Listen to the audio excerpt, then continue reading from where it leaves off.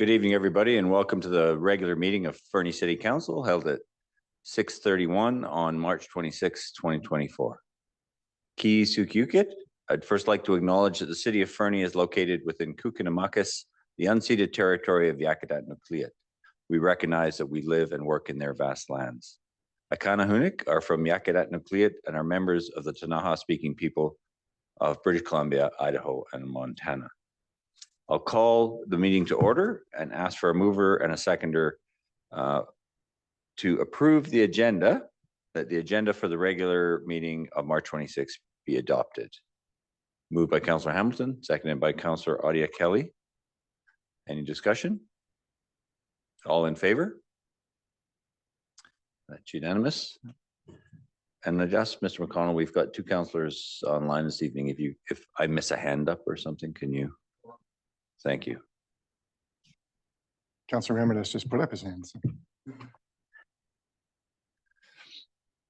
If I may, Your Worship, I should speak to the one matter, though. There was a late item added on at 11.3, which was added on by the CAO. But as per the procedure bylaw 3.3.2, CAO can add things. So the agenda that's just been adopted is the updated agenda. I just want to make sure there was no one that it was with the late item. Thank you. So if anyone's following from home and have the other agenda, there is an additional item. Thank you for that clarification. I'll now ask for a mover and a seconder that for the adoption of the minutes of the March 12th regular council meeting and the March 19th special council meeting. Moved by Councillor Hamilton, seconded by Councillor Shoesmith. Any discussion? All in favor? That's unanimous. Thank you. I'll now invite the public in attendance or participating electronically who wish to comment on items listed on the meeting agenda in accordance with section 3.7.3 of the procedure bylaw to address council, except speakers must not address council regarding a matter for which a public hearing must be held or has been held pursuant to the Local Government Act prior to council's consideration of the matter or adoption of the bylaw. Speakers must not address council regarding a permit for which public notice must be given or has been given pursuant to the Local Government Act prior to council's consideration of issuance of the permit. And a speaker may only address council for a maximum of 3 minutes. And as a special note this evening, that the financial plan bylaw has a separate space for public input as well later in the agenda. So we will get to that as well. And I'll turn to our hosts, and has anyone online indicated? And anyone in the gallery? Seeing none, we will move on. Thank you.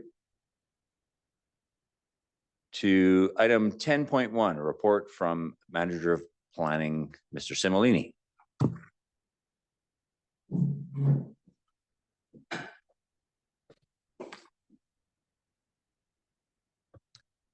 Thank you, Your Worship. No presentation to go with this report tonight, just a quick summary. This is regarding bylaw 2507, which was a rezoning that did not require a public hearing. Previously, council had approved the application and moved to give that bylaw first and second reading. Unfortunately, staff had misinterpreted the Local Government Act, and when a public hearing is not allowed or not required, the legislation has changed so that public notice has to be given prior to first reading of the bylaw, rather than when a public hearing is required, public notice has to be given prior to third reading of the bylaw or where that public hearing occurs. So with that being said, in order to move forward with bylaw 2507 within the limits of the law, we must rescind first and second reading of that bylaw. And staff has already moved to give that public notice, so that public notice will be given, and then we can bring the bylaw back for first and second reading after public notice has occurred. Thank you, Mr. Simolini. Any questions or comments from council? Councillor McIsaac? Thank you, Worship. I have a comment, and that is that this is asinine.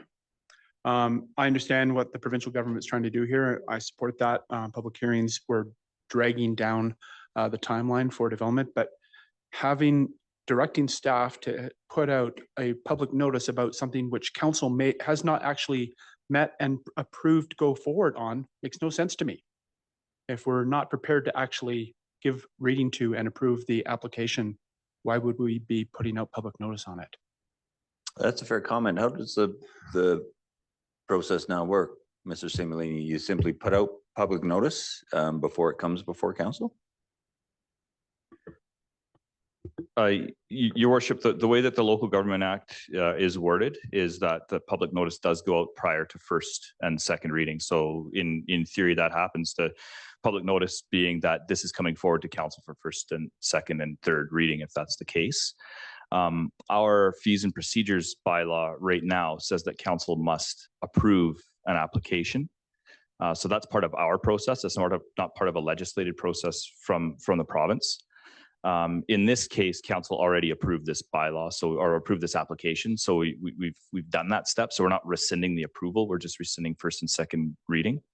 That being said, as far as the process of having to go back and forth to council, I believe that the intent of the legislation is to reduce the amount of council meetings to speed up timelines. So if we had to approve an application first at a meeting, not give any readings, then do public notice, then come back for first and second reading, it sort of defeats the purpose of the legislation as far as in the context of speeding up the application and getting it through faster. So those are things to consider with our fees and procedures bylaw as well as the legislation. Thank you, Mr. Simulini. Councillor Shoesmith. Thank you, Mayor Milligan. So, I mean, I guess it's having the opposite intention here in this particular case. How far back do you think we've set this guy's project? Excuse me, through to Councillor Shoesmith.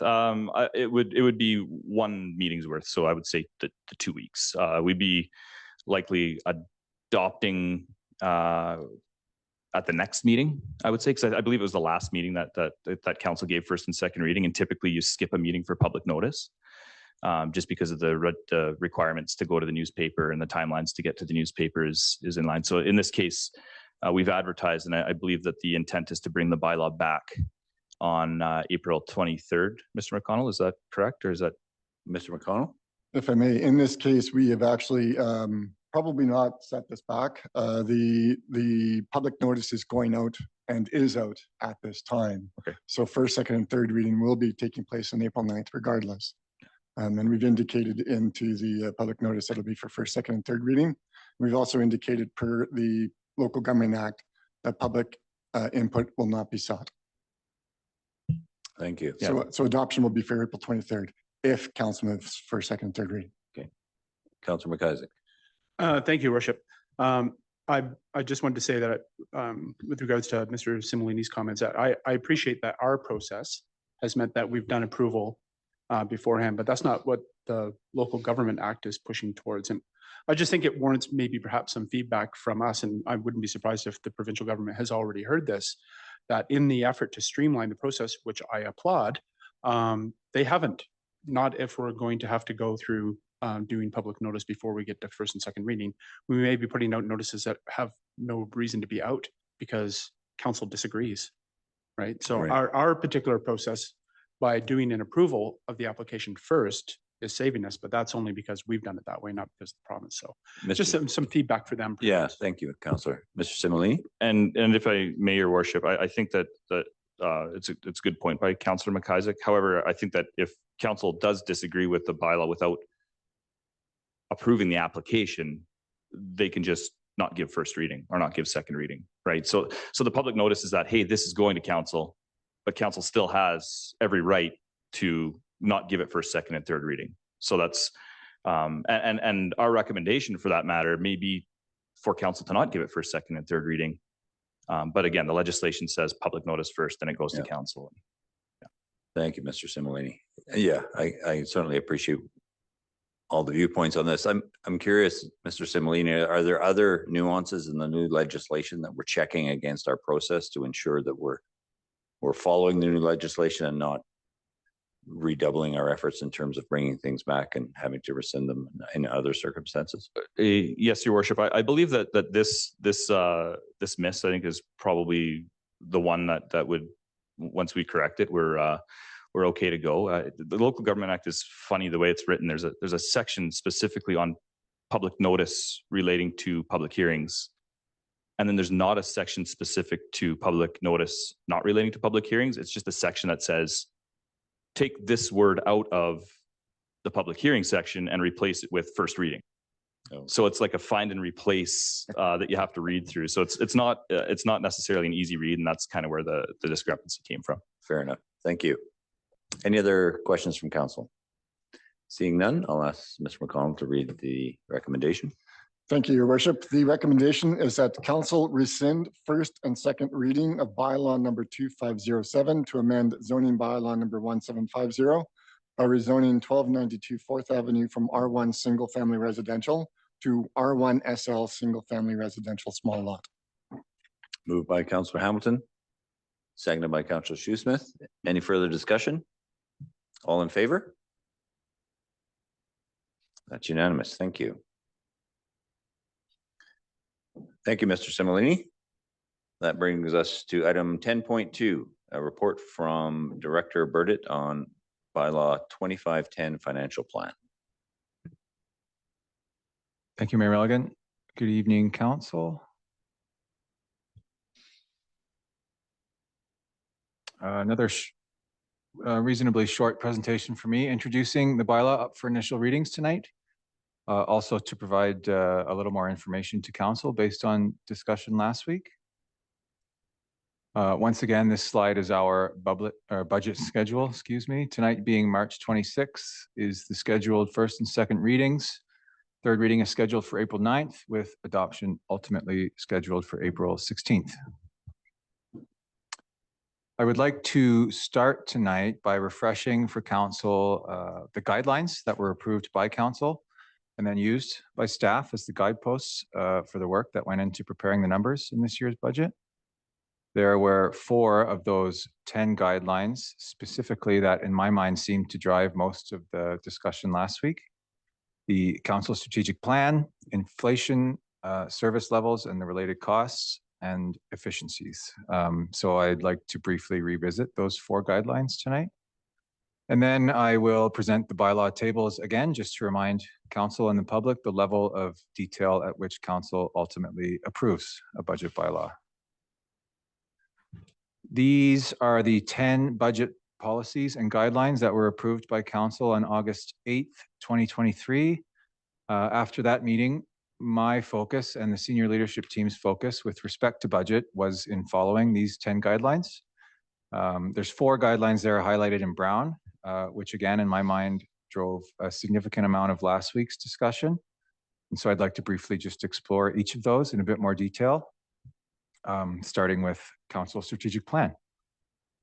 I'll note that this guideline at the time of that August meeting wasn't called council strategic plan. It was called council strategic direction because the council strategic plan itself, as you know, was adopted in December 2023, which at that time was already well into our prep work for this year's budget. Council may remember this photo from the February 20th budget meeting. At that meeting, information was shared with council about the progress on the implementation plan for council's strategic plan, which is still scheduled to be presented to council in June this year. This will, in June, include a draft dashboard for council's information alongside KPIs to assist with council decision-making. Quarterly financial updates for council will resume as per normal schedule, which given the timing of budget adoption and audit, typically resumes in Q2. So council can expect the Q2 update this year in early August, as there's always a bit of a timing delay with receiving invoices from the end of June to August. The second and third of those 4 brown highlighted guidelines from a couple of slides ago are inflation and service levels. I'll get to inflation in a little bit.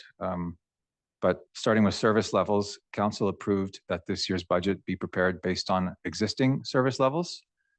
And so on this slide, I've listed 5 major categories of costs that have increased in 2024. Benefits, contractual salary increases, increased recreation wages, specifically at the pool, utilities, and insurance. These 5 categories alone, if everything else in our budget was the same as 2023, would amount to a 13% property tax increase. Our total overall costs, so these 5 categories plus the smaller ones this year, are up 15%. And staff, through consistent review, careful attention to detail, day-to-day cash management, and long-term planning, we're able to get this shortfall number down to 6.1%, which, despite that number still being high, I still personally view this as a bit of a success story that I would like to share, because it easily could have been much higher, like many of our neighboring communities.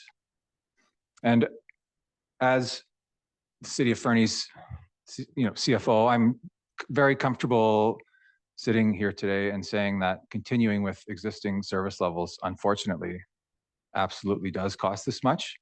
Any reduction in this 6.1% tax increase would have to happen as a result of either a significant service level being cut or reducing our contributions to reserves even further. I just wanted to make that point. As for these 5 expense categories on screen, I have a few slides now exploring which of these are increasing because of perhaps a different level of use internally or some other internal factor that's under our control, or are they purely increasing from external factors like inflation? Starting with benefits, which is an increase of $363,000, which translates to an increase in our benefit expense category of 11%. There's several reasons for this. One is BC Dental Association had an increase of 6% this year. Last year, for reference, was 7.2%. Extended health benefits continue to increase at a rate higher than CPI because of increasing costs of services and increasingly higher utilization of these benefits, which are trends seen everywhere across the nation, not just at the City of Fernie. Disability rates also higher. And so I think I would argue for benefits, the increase here is 100% a result of external forces, as we'd have to make deliberate changes to our contracts and agreements with our employees in order to utilize any cost savings here through some sort of decrease in benefits. Secondly, contractual salary increases. These can be split between our 2 union contracts and our exempt compensation policy. The union contract increase includes an estimate for inflationary increase here. As you know, those contracts are just recently expired. So this is estimated to be around $275,000. The exempt compensation salary has increases over time to get certain positions that are under 50% of the median in our comparators to that 50% level. And this accounts to $57,000 of this $332,000. And then, so when preparing this slide in particular, I found it difficult to decide whether salaries are purely inflationary or not. On the one hand, we do negotiate for what people's salaries are internally. On the other, current national and provincial bargaining trends play a very large role in what we're able to successfully negotiate. So for some simplicity's sake, I assumed half is related to inflation and half is related to internal factors. Increased recreation and pool wages of $256,000, not necessarily related to inflation, more related to getting back to pre-pandemic service levels at that facility. And this echoes back to a few slides ago when I spoke about significant service level cuts being required in order to reduce tax increase. This would be an example of one that council could consider, meaning significantly reducing service hours at the pool. Obviously, though, with more opening hours there, we do bring in a bit of revenue to help offset that. Utilities, an increase of $136,000. It's completely related to inflation. We have no new significant assets that would, in theory, be using more utilities that would contribute to this increase. Same as insurance, no significant claims in our history affecting the 2024 rate, purely inflationary. And so I have a bit of a waterfall chart here, just considering those 5 major cost categories, which do account for 87% of our overall cost increase. And then this slide was just my attempt to express it visually. Blue is internal factors, which includes increasing aquatic service levels back to pre-pandemic level. And then I've got half of the contractual increases in there. The 4 orange boxes are the categories that are externally influenced. And then those 5 boxes add up to an additional cost of 1.1 million. But thankfully, and this slide is the 4th of those brown highlighted guidelines from a few slides ago, we're fortunate enough to have some things going our way this year. These slides have been shown to council in past meetings, but we do have many efficiencies and process improvements to celebrate that are helping us save costs. Increased retention is one. Savings in external contract truckers for snow removal. Our procurement is getting better and better. The year 2 budget amendments are working well, allowing us to purchase bigger items earlier in the year, thus securing better pricing. The engineering team is spending more time in advance getting projects shovel ready, which was a lesson learned from Annex Paving project last year. We do our design a year early now to help us get our RFPs out the door well in advance and help secure better prices. Also helps applying for grants for these projects. And so finally, the bylaw as it's presented in your agenda package, the changes from last week would be the increased revenue related to the 6.1% property tax increase. This is the expense table, which reflects no changes from the table presented last week. And finally, this last slide that makes up the financial plan bylaw is our transfers to and from reserves, interest and debt payments, and capital expenditures. So the change from last week on this table is slightly more transfers from reserve funds to reflect the COVID restart grant that is being withdrawn to help offset the increased pool expenditures. Also, transfers to reserves funds has increased by the same amount, reflecting that same amount that's going into the general capital reserve. And staff's recommendation tonight is for first and second reading of the budget bylaw, and I'm happy to help answer questions. Thank you. Thank you, Mr. Burdett. Questions from council?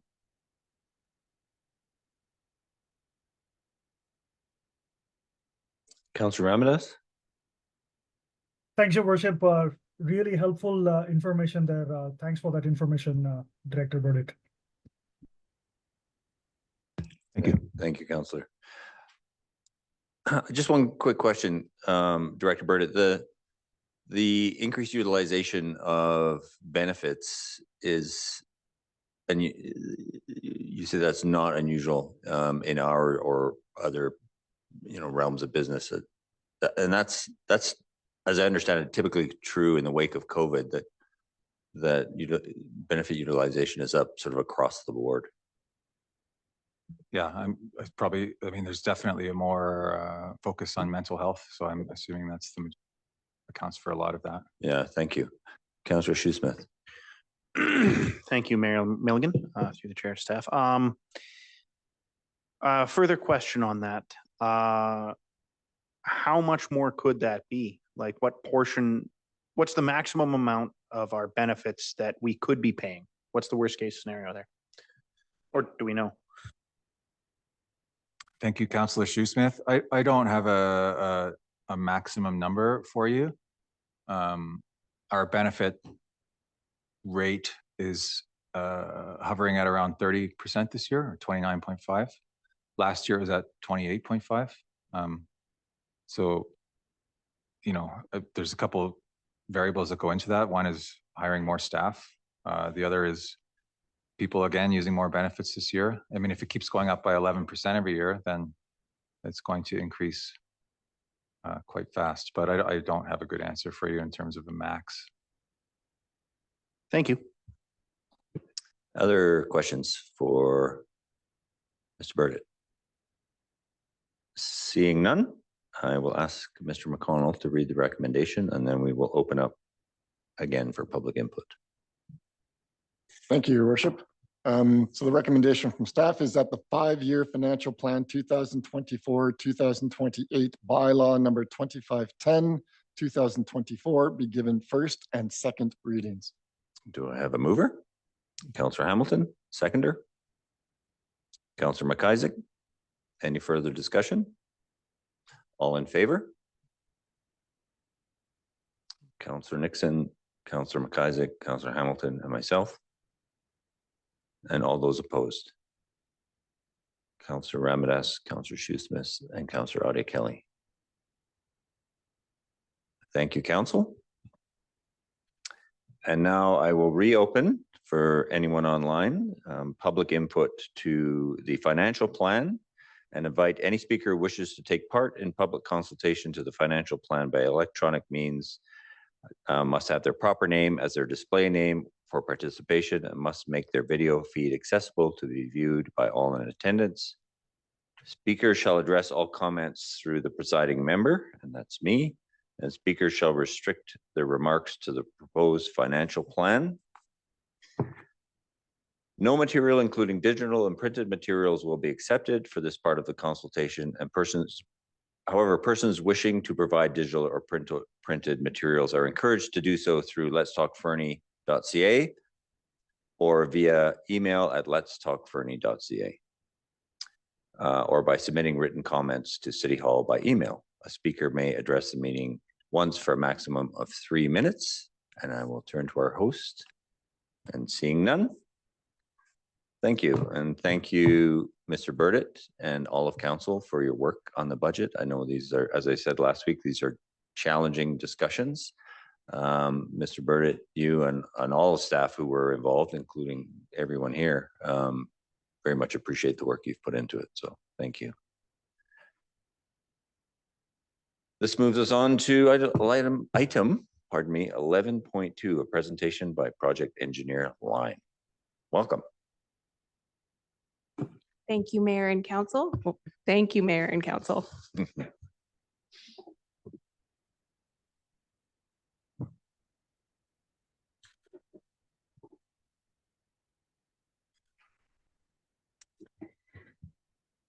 I'm here this evening to present the recent tender results and talk about the next steps for the Ferry Creek Reservoir rehabilitation. This was the second attempt at putting this job out to market. Last year we did it midsummer and we only got one bid in and it was very high. So we decided not to award at that time and try again early in 2024 to hopefully foster more eyes on it. And we also kind of changed how we put it out to market. This time we did some mandatory items and some provisional items. The mandatory items being confined space entry into two of our reservoir cells, looking for cracks and those repairs, then external crack sealing repairs and external cladding on the reservoir and the valve chamber. And that photo is actually showing off some of the cracks on the reservoir. So the provisional items were also a flush valve in the control building that would help reduce the amount of time it takes to turn over when we move from the wells back to the Ferry Creek after a time of turbidity, then HVAC upgrades for that valve chamber beside the reservoir, and electrical upgrades to support those items. The results that came in is that we actually got 2 bids this time, so that was a bit of a success. The analysis by our consultant found that they are both non-compliant in that they're both missing placing a corporate seal on the tender form, although they were all signed. The highest bidder also did not provide a signed undertaking of insurance form. The lower bidder, River Valley Construction Services, missed that corporate seal. This is a low-risk non-compliance item, and staff would like to go ahead and negotiate with them to obtain the mandatory items. The reservoir structural remediation budget is 1.5 million for construction that was adopted by council last year. Staff plan to negotiate with River Valley to attempt to obtain those required elements within the budget we are given. However, if that does not result, in getting to that point, then I would plan to come back and request additional budget to get only those mandatory items. And where that additional fund would come from would be from the water reserve, where right now we have $750,000. So my recommendation is that we allow staff to negotiate to try and get the mandatory items within the budget we have. And thank you for your time, and I'm open for questions. Thank you, Engineer Line. Questions from council? I have obviously, sorry, Councillor Hamilton. Quick question. Do we regularly require these stamps when we go out to tender? If I may, it's not, when the city of Fernie does a tender ourselves, we don't require the corporate seal. However, this tender was run by Associated Engineering, the consulting firm, and that was part of their requirements on their tender form. Thank you, Councillor Ramirez. Thanks, Your Worship. I've just got a quick question for Engineer Line, if you don't mind. Engineer, is there any sort of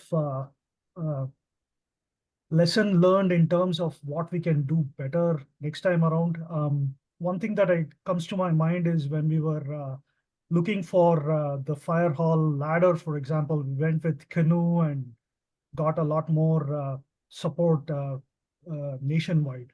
Is there any other opportunity for us to expand the number of bids here? If I may, we did put this out on 3 tender sites: BC Bid, the Alberta equivalent, Merck's, and Fernie.ca. So, and this type of construction project, you wouldn't really want someone to come in like from further away, because a lot of the cost is actually having those people stay in town for the construction project, and that can really increase the cost of the price of the work. Thank you, Engineer Line.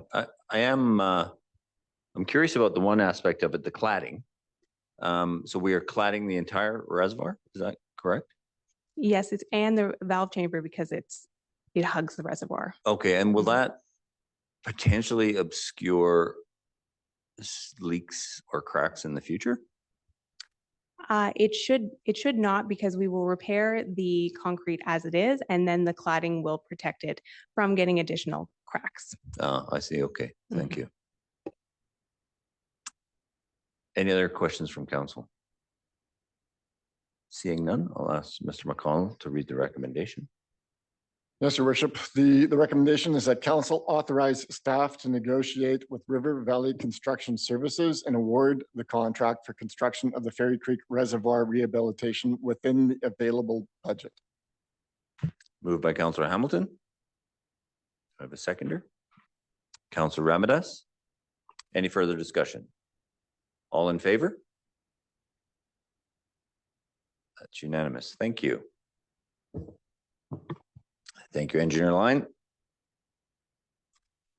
This moves us along to our late item 11.3. Report, our presentation by our CAO, Mr. Baranowski. Thank you, Your Worship. Mayor and Council, I don't have a slideshow presentation to accompany the report, and I appreciate the accommodation of the item as a late item added to the agenda.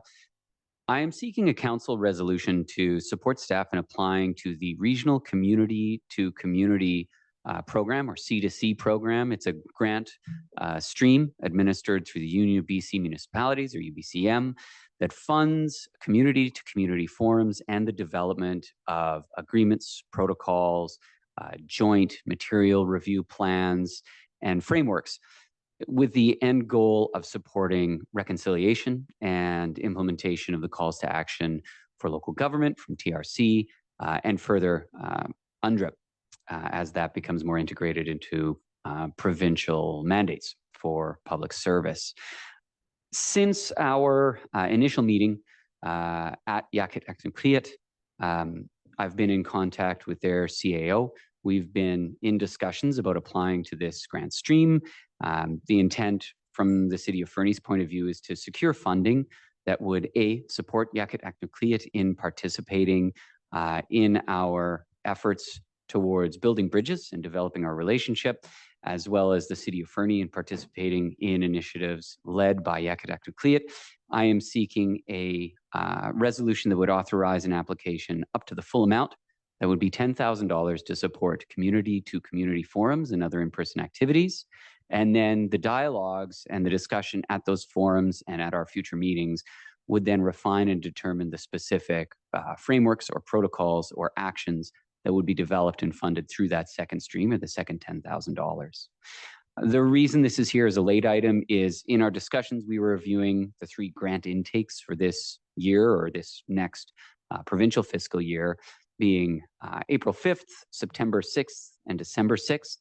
We have a general idea of the specific activities we'd like to undertake, including continuing the governing and senior leadership team meetings and advancing community-to-community dialogues, and potential actions such as supporting better joint review of master planning activities, including official community plans.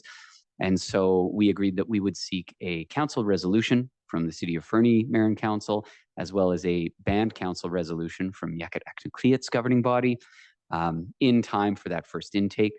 My intent is to, with a little bit of support from Corporate Administration Services, submit a complete application. The City of Fernie would, at the request of Yakut Aknukliat, and also my recommendation, be the entity that would receive and manage the funds from the grant, and then partner with Yakut Aknukliat on the activities to be implemented. We would apply for the April 5th intake deadline, and then if we were successful, we would have a nice roadmap for the next year of our work in building relationships, and if we were not, we'd have a great learning opportunity with which we could refine and apply again in September.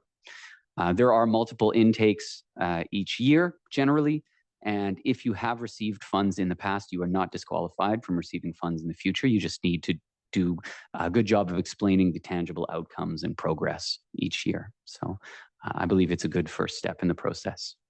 Specifically, it's being advanced as a priority based on Council's strategic plan, the goal of meaningfully advancing inclusion and reconciliation in the communities, as it is a funding source that would support that work. Thank you. Thank you, Mr. Baranowski. Questions from Council? Seeing none, I'll ask Mr. McConnell. Oh, sorry, Councillor Shoesmith, did you have your hand up? Never mind. Okay, thank you. To read the recommendation, then, Your Worship. Please. That council direct staff to apply to the regional community program and endorse the proposed activities, which are to host collaborative forums to support dialogue, build relationships, advance reconciliation, and develop protocols, plans, and agreements together with Yakut Aknukliat, and that council confirm the City of Fernie will provide overall grant management if successful. Moved by Councillor Hamilton. Seconded by Councillor Nixon. Any further discussion? Seeing none, I'll call the vote. All those in favor? And that's unanimous. Thank you very much. Thank you, Mr. Baranowski. This moves us on to item number 12, a notice of motion presented by Councillor Hamilton that he will read, and there will be no debate on this motion tonight. It's just to get it into the record. Thank you, Your Worship. My notice of motion is, be it resolved that council directs staff to bring back a report on the impacts to operational budgets and work plans in proceeding with a public-private partnership for installation of EV charging stations at the skate park, and how we ensure that the opportunity is open to other potential interested parties. Thank you, Councillor. Is that sufficient, Mr. McConnell? Thank you. Oops. And this moves on to item 13, other business. 2 notices of motion from Councillor Ramadas. And I will ask the corporate officer to read each one and then confirm that Councillor Ramadas is moving. Then we'll deal with them one at a time. And then we'll have to have a seconder before we discuss them. And yeah, Mr. McConnell. Thank you, Your Worship. The first motion is from Councillor Ramadas is be it resolved that for calendar years 2024 and 2025, that the mayor, one staff member, and up to 2 council members are authorized to attend the AGM of the Federation of Canadian Municipalities, the AGM of the AKBLG, Association of Kootenay Boundary Local Government, and any other events not directly connected with provincial government engagements. This resolution does not apply to the AGM of UBCM, for which current policy will apply. And I'll just confirm you're moving that, Councillor Ramadas? And Yes, Your Worship. do we have a seconder? Councillor Shoesmith? Discussion. Well, Would you like to speak to it, Councillor Ramadas? yes, Your Worship. Just wanted to kick it off as to the intent behind the motion itself. Like I mentioned in one of our emails there, the intent behind it is to get better at planning as a team for us as the councillors. Really, the intent behind this is not to really curtail the participation of councillors, but to be more focused and be able to prepare for these different events. My experience in the last 1 year, Your Worship, going through all the 3 events was that if we plan better, there is an opportunity to actually have fewer councillors attend those meetings in support of yourself and the staff, and probably get the same amount of outcome that we always have had. So, and again, with UBCM, it's a little bit of a different beast in that there is a lot of things going on at UBCM, different levels of the government involved there. So there, a larger participation might be involved. But when it comes to the regional conferences, at least I feel like, better preparation might actually be able to get us to the same outcome rather than having 7 people attend those events. So that's my thought behind this. Thank you, Councillor Ramadas. Comments from council?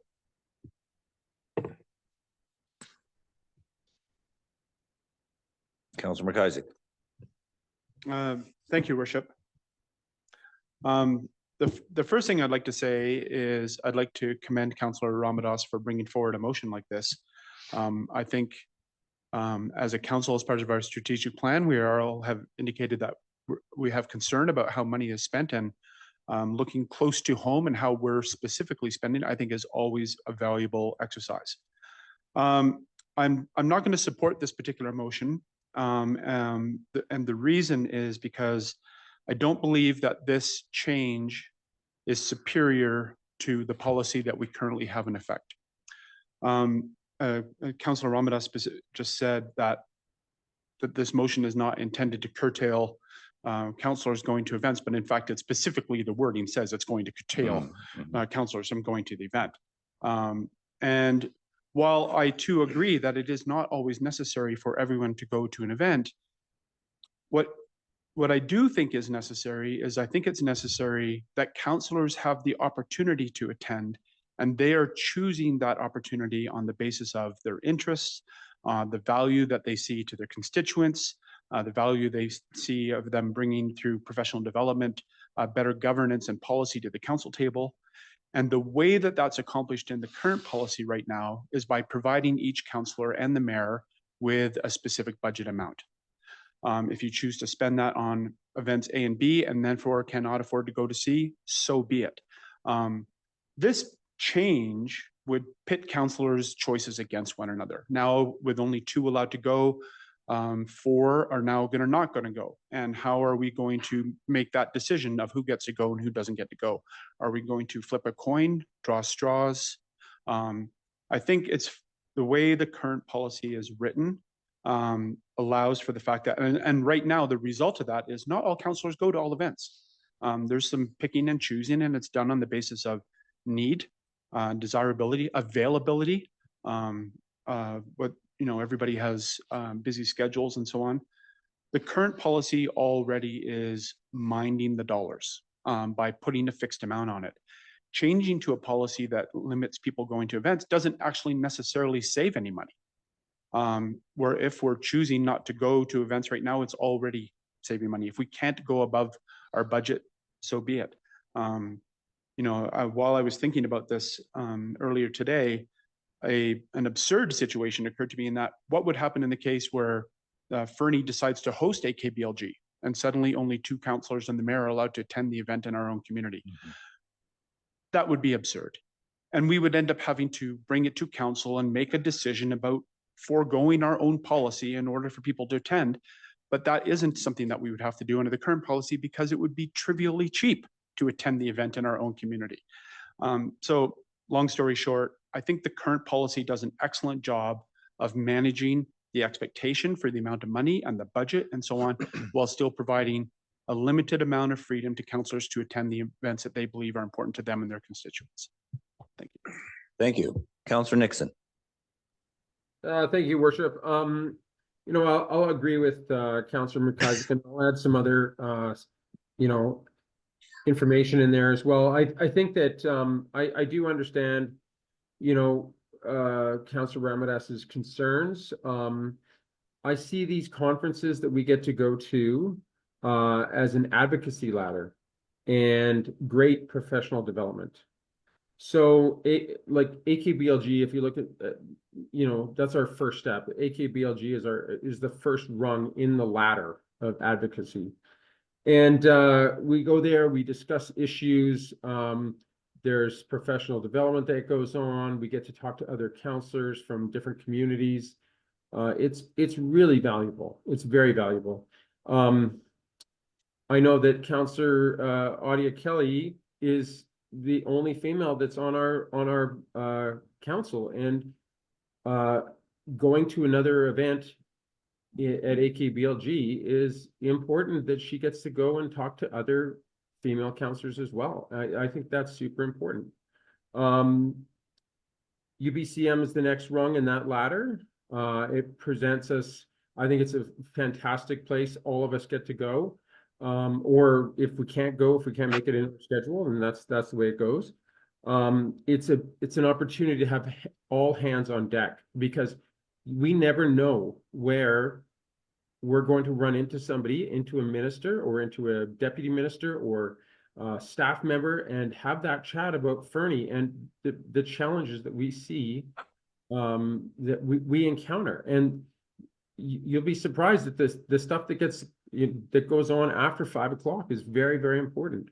The last rung is the FCM, and I've been to one. I thought it was very valuable in Regina. I don't know if the only reason why I'd support all of us going to FCM in Calgary is because of the proximity. If it was in Halifax, I wouldn't support 7 members of council plus a staff member going to Halifax. It would be ridiculous. So, but proximity would make the most sense for FCM. And it was super valuable going there, meeting people from every part of Canada, and talking to them, in Regina when I was there. And I think that every councillor should have that opportunity. So I'll be against this notice of motion. Thank you. Thank you, Councillor. Councillor Audia Kelly. Thanks, Your Worship. A couple of things. Director Burdick, could you help me out with where in the budget I find our individual travel, I'm going to call it travel budget. And also, I do understand, like for me, I see where Councillor Ramadas is going. I also do think that it's good for us to be fiscally responsible. So for example, this year, I am going to FCM, so I am not going to AKBLG, because I thought that seemed fair to the taxpayers. And I think that we are going to be very ably represented at AKBLG by the folks that are going. So I did make that choice for myself. Yes, it is nice to network, for absolutely sure. But I do see where Councillor Ramadas is going in terms of to me, it's also a fiscal responsibility piece, but also, sort of divvying up workload as well. So just curious as to how the budget actually works. Mr. Burdett? Thank you, Councillor Audia Kelly. I don't know if you have your binder with you tonight, but it's on page 44. There's the legislative expense category, and then it's got an individual line item for the 4 normal conferences that we go to. Notably absent this year is LGLA, because I don't think they're having that. So, and then the number in there is based on our historical attendance to these things, essentially, and location. Mr. McConnell? I'll just clarify that LGLA was held, nobody attended. Yeah, it was in Richmond. I It was believe. Richmond, yes. Thank you. Any other comments from council? And Councillor Ramadus? Thank you, Worship. Just one item I want to clarify here is, while fiscal responsibility is one of the aspects that I was alluding to, I realize it's not a big budgetary spend. It's in the grand scheme of things, it's not large. It doesn't break our bank. My resolution here is more around call for action for better preparation as a team here. So if we can demonstrate better planning, better preparation, where, at some point we can say, you know what, 2 councillors, 1 mayor is enough to hit all the items within the agenda, then that would be a good outcome for us. So it's almost like a call for action for better, smart preparation and planning for these events. Because my experience during AKBLG was that we were all like running into each other, really. It was the same thing. At the end of the day, at least this is my personal viewpoint. We could have done with a smaller footprint there. And that is why I wrote this resolution, just to have a better preparation when we go to these events. Oh, thank you for that observation. Sorry, Councillor McIsaac and then Councillor Hamilton. Thank you, Worship. If Councillor Ramadas would like to put forward a motion that includes a period of extra planning for these types of events, I'd be happy to support it. It's just not what this motion says. So I appreciate the explanation, but we have to vote on what the motion is that's actually put forward. So better preparation, in favor of. We'll never argue against that. But I'm going to vote on the motion that's in front of me. Thank you. Councillor Hamilton. That's essentially what I was wanting to say, as well as, I really appreciate that additional clarification from Councillor Ramadas with what his intent for the motion was. Excuse me. However, that is not how I read the motion in front of us. So as the motion is currently written, I'm very challenged to support it. However, an additional or an amendment or another resolution or notice of motion towards preparing better and determining in advance how we approach and prioritize these events would get my support. Councillor Shoesmith. Thank you, Mayor Millian. I won't rehash anything here. I seconded this motion because I think this is a good discussion for us to be having. And notwithstanding any Councillor McIsaac's points, the spirit of this is in a good place. I feel if I recall correctly, we were slightly over budget last go around with these. And though it's a small thing, I feel we should lead by example. And again, notwithstanding any of Councillor McIsaac's points. So I'm just happy that we're looking into this and thinking this through. We should be judicious, minding our pennies as well as our dollars. Yeah, thank you for that. And I can't disagree with a lot of what's being said in terms of fiscal responsibility and better preparation, of course. And like you, I won't put too much additional paint on this. But I also, to Councillor McIsaac's comments, there's nothing that currently compels us all to attend any of these events. And as such, should councillors choose to not attend for fiscal reasons or for personal reasons, that's certainly their prerogative. And I do share Councillor Ramadas's just most recent comments, his clarifying comments about better preparation. You know, having been now through essentially a year of these events, I think he's put his finger on something quite valuable, and I would support if there were a resolution about better preparation that may in turn lead us to sending fewer people, either by individual choice or by collective choice. I think that would be a valuable conversation. So, but as I say, I don't, while I admire the spirit of this resolution, I can't support it in the way it's written because it does actively restrict participation, and that I think could hinder the development and the relationship building of some, and which is a very important part of the work that's done at these conferences. So I can't really support it as written either. And so with that, I will ask, call the vote. All those in favor? Councillor Ramadas, Councillor Shoesmith, and Councillor Audia Kelly. And all those opposed?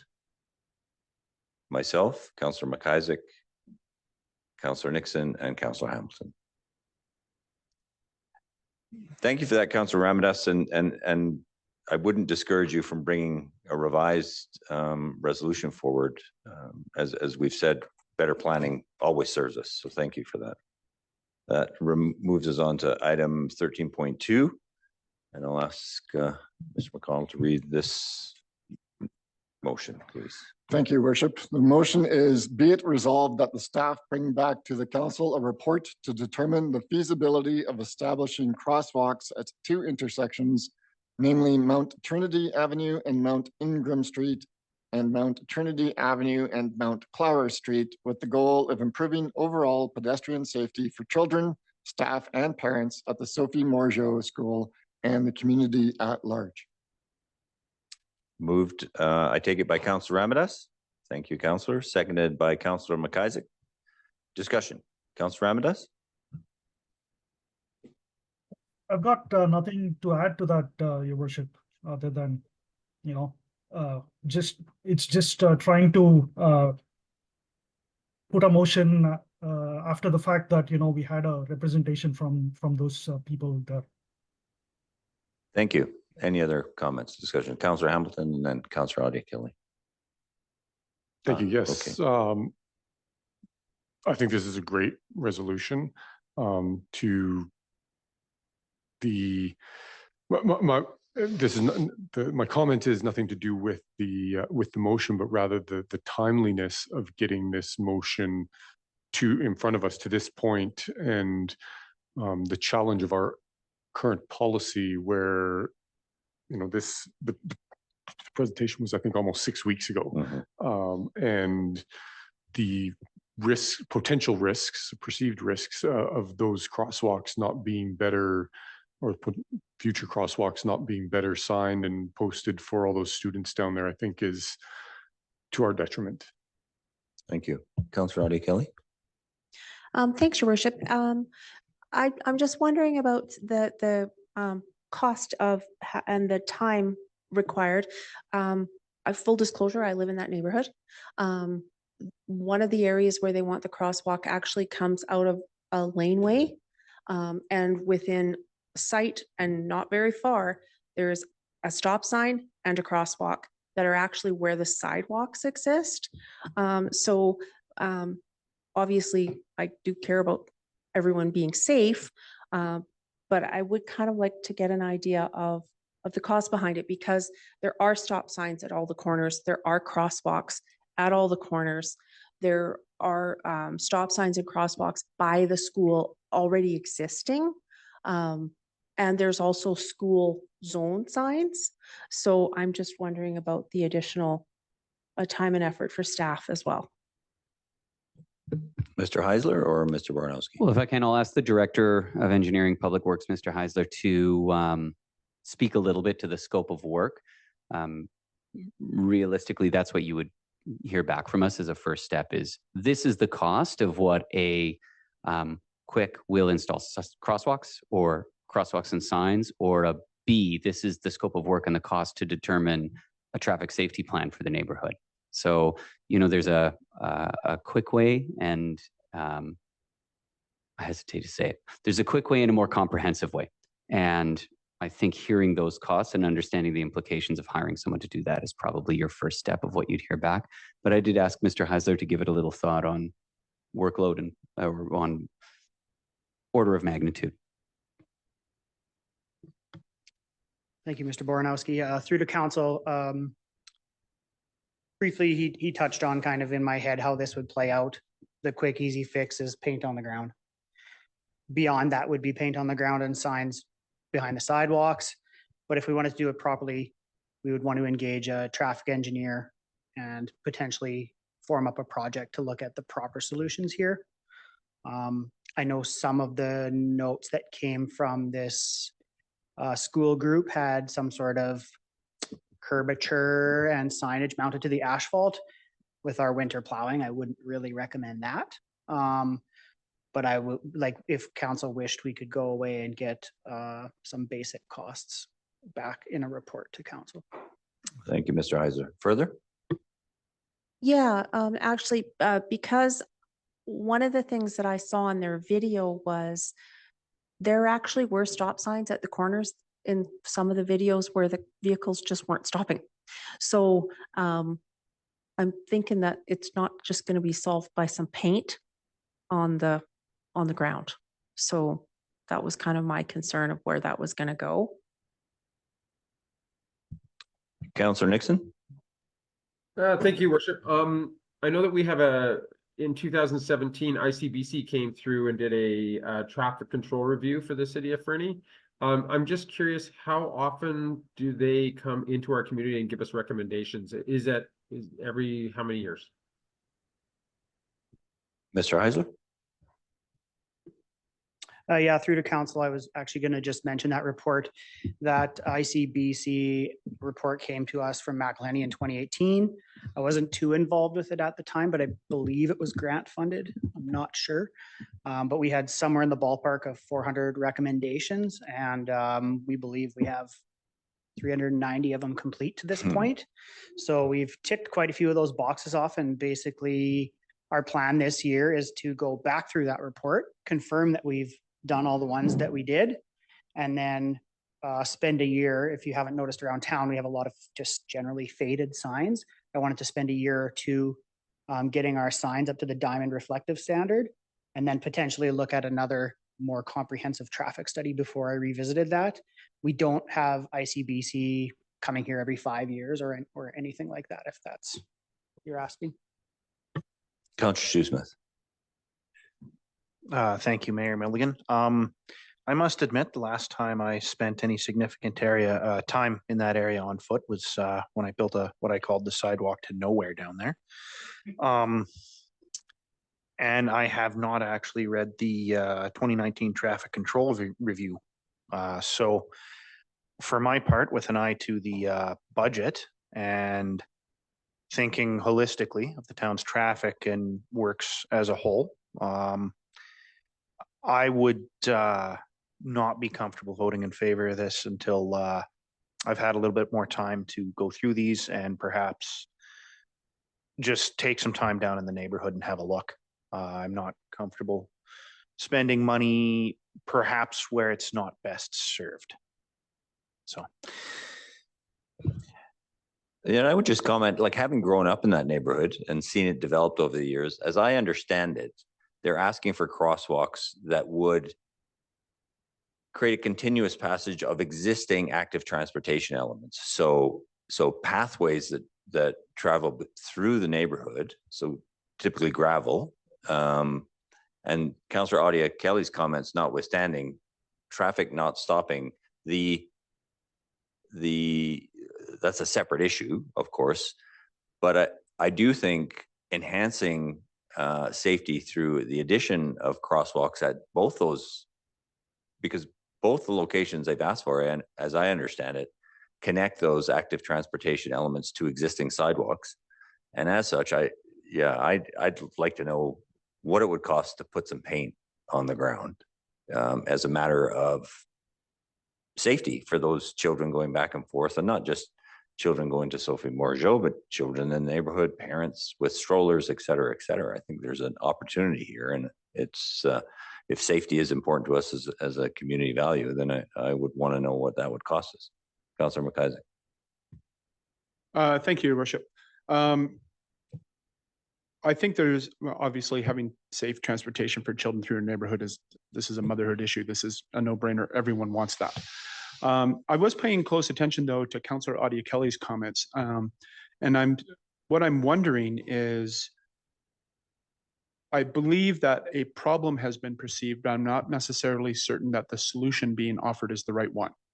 And so I do think it requires some knowledgeable person to go and perceive if perhaps the issue is people are rolling through the stop sign, and it's not for lack of a crosswalk, it's for lack of good traffic control down there and consequences for doing so. By consequences, I don't mean running over a child, but the consequences to the driver. So I'm in support of having staff have a look and identify what the actual problem is, and then come back with potential solutions. The solution might be to paint a crosswalk, but it might be better signage, or it might be something else. Like, let's actually address the real problem that's being occurred. All kudos to the kids and stuff for identifying the problem, bringing it to us. But a crosswalk might not be the answer. I'd really like to hear what the best answer would be. Yeah, I think that's fair. Councillor Ramirez. Thanks, Your Worship. I agree with you and Councillor McIsaac here. It's this resolution was to understand what it costs and if there are alternative infrastructure solutions here. This is not necessarily us endorsing that some solution needs to happen, if I understand it right. Thank you, Councillor Ramirez. Councillor Audia Kelly. Yeah, thanks, Your Worship. And thanks, Councillor McIsaac, because yes, I think the problem's a little bit bigger than painting sidewalks. Living there, I see people driving quite fast, and I've had several parents approach me, and I have actually, with CAO Bornowski, we did ask for a little bit of an increased RCMP presence in the neighborhood, because there's a few, I'm going to call them straightaways for lack of a better word, and people get really driving too fast. And the one corner where the kids were showing in the video, I made a point of actually going that way, and the sign is maybe a little bit obscured by some trees and stuff.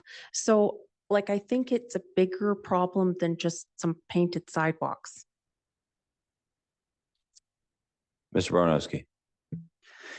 Thank you, Your Worship. I would bring council's attention, given the discussion, to the wording of the resolution and suggest that an amendment may be required. Currently, the resolution reads, be it resolved that staff bring to the council a report determining the feasibility of establishing crosswalks at two intersections, namely these two intersections, with the goal of improving overall pedestrian safety for children, staff, and parents at the Sophie Morgeau School and the community at large. That's exactly what staff would do. We'd bring you back a report on what it would cost to establish crosswalks at those two specific intersections. So an amendment, if you are seeking a quote for a scope of work to determine improved pedestrian safety solutions for those two intersections, may be more closely related to the intent that I've heard discussed at the table, just for your consideration. Councillor McIsaac. Thank you, Your Worship. I agree with Mr. Bornowski. Looking at the resolution that as put forward by Councillor Ramadas, in the resolution right now, it does speak to the goal of improving overall pedestrian safety. And I believe if we just removed the language around establishing crosswalks, but rather said feasibility of improving overall pedestrian safety, namely at Mount Trinity Avenue, et cetera, et cetera. So it's all the same language that's in there. We're just shifting it away from the crosswalks into improving overall safety. That would get us back the information that we're looking for. Councillor Ramadas, is that as a friendly amendment, does that suit? Absolutely, Your Worship, I agree. If I may, Your Worship, I would prefer not to receive that as a friendly amendment because your amendment's been made. I would suggest that that Councillor McIsaac move what he just recommended, that the wording change from establishing crosswalks to improving overall pedestrian safety. And we can receive a seconder for that, if we may. Do we need to defeat this current? No, it's amendment to the motion. So we have a motion on the table. Okay. You can move an amendment. If the amendment passes, then we would then vote on the amended motion. So it was, amendment was moved by Councillor McIsaac and seconded by Councillor Shoesmith. Right. And now you can speak to the amendment or just call the question on the amendment if there's no discussion. Any discussion on the amendment? I'm quite happy with where we had arrived here in terms of. Just to call the question on the amendment, if you would, Okay. Your Worship. On the amendment, which is simply that we would amend the motion to improve an overall pedestrian as opposed to establishing crosswalks. Thank you. All those in favor? And then now you have your That's amended motion unanimous. on the table. Yes. So you can continue discussion on the amended motion, or you can call the question on your amended I'll motion. call the question on the amended motion. Great, thank you. All in favor? That's unanimous. Thank you, everybody. Thank you. Thank you for entertaining me. It's always entertaining. And thank you, Councillor Ramadas, for bringing that forward. We do have an in-camera session in the agenda, so I would like to move on to that. And I will look around the table, though, if I would defer reports from council unless somebody has some burning thing they'd love to report and that we would like us to know about. And seeing none, I will then move on to item 16 in camera and ask Mr. McConnell to read the recommendation. Certainly, Your Worship. The recommendation is the meeting be closed to the public pursuant to sections 90 sub 1 sub E and 90 sub 1 sub K of the community charter, as the subject matter being considered at this time relates to the acquisition, disposition, or expropriation of land or improvements. If the council considers that disclosure could reasonably be expected to harm the interests of the municipality, and negotiations and related discussions respecting proposed provision of a municipal service that are at their preliminary stages, and that in the view of the council could reasonably be expected to harm the interests of the municipality if they were held in public. Can I have a mover, please? Councillor Hamilton, seconded by Councillor Shoesmith. Any discussion? All in favor? That's unanimous, and we'll take a 10-minute recess. And I thank everybody for joining us this evening.